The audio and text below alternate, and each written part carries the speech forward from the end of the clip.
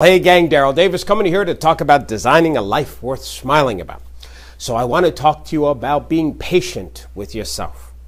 Let me ask you a question. Is there an area in your life that you feel frustrated with? Feel like an infomercial. Do you feel overweight, unwanted, and unattractive? Well, we have a pill for $10.99. No, seriously. Is there an aspect of your life where you keep trying to fix it over and over again? Whether it's in business, finances, relationships, and it seems like there's something wrong with you because you keep doing it over and you can't figure it out. And you know it's not other people or it's circumstances. Like, you know, it's like this character flaw that you have. Let me share with you about being patient. Maybe this video will help you, because there's something I learned when I was doing all this research on how to design a life worth smiling about. There's something that I figured out. That we as adults are really messed up.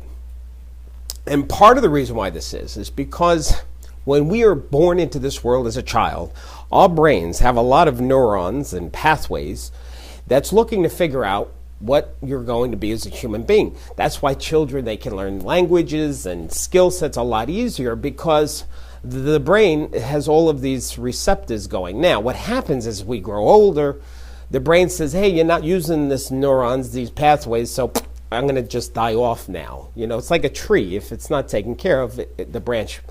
Anyway, so what happens is that based on our upbringing, our culture, and all the whole thing, we have certain, and there's throwing a little bit of genetics in there too, but there's certain skill sets that perhaps you were given and not given as you were growing up.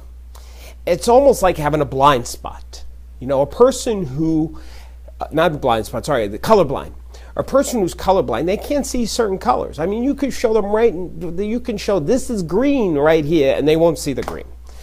Because there's a retinal cone that wasn't developed, or it could have been for other reasons, but if they're born colorblind, it's because they don't have a retinal cone that prevents them from seeing that color. Now, you don't get mad at somebody who's colorblind. They can't see it.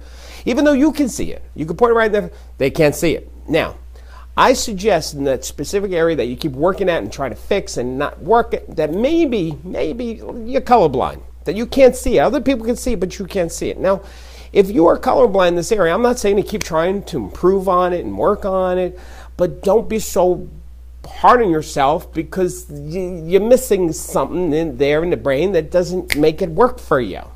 As a matter of fact, people who are colorblind, there are some advantages. The science has shown that people who can't see green and red actually can see through camouflage.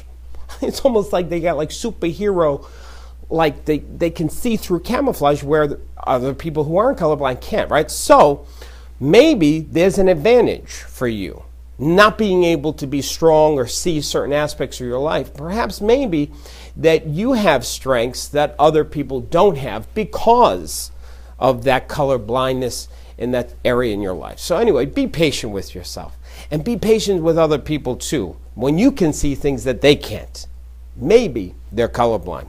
Okay, I hope this helped you. Have a wonderful day, and don't forget to keep smiling.